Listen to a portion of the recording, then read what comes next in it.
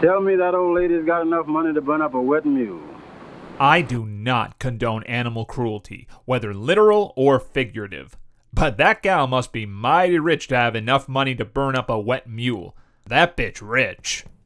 More of a curio of incidental historical significance than a lost classic, Son of Ingagi's sensationalist and inaccurate title diminishes the unique depiction of an all-black cast playing middle-class urbanites in a sci-fi horror.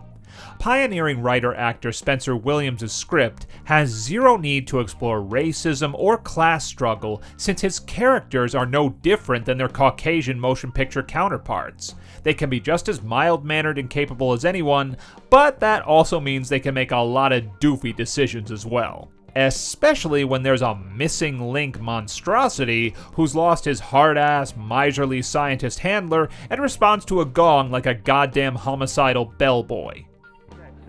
I don't like detectives, especially fat ones.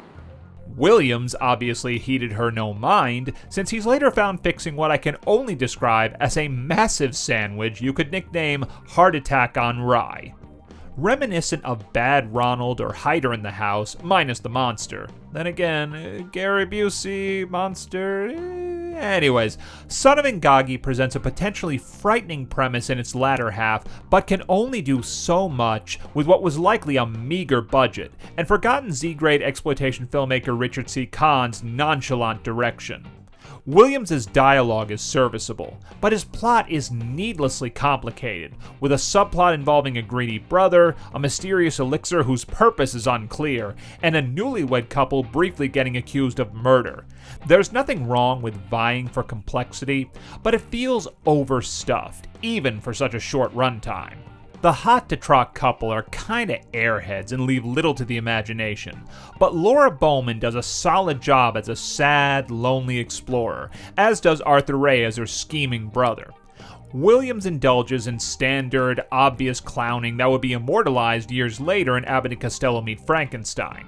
Some staging and editing choices, like Bowman's death, are oddly conceived, and although there is some bloodletting later on as the ape-man Nagina does his barbarous thing, the most exciting bit is the rotating painting secret passageway. They milk the hell out of that thing. It's their special effect, I suppose. More special for its cast than anything else, Son of Ingagi would otherwise be a throwaway pick, with little to offer that we haven't seen before. Thanks for watching, you jive turkeys. Plenty more scary stuff coming up, so like and subscribe and have a happy Halloween.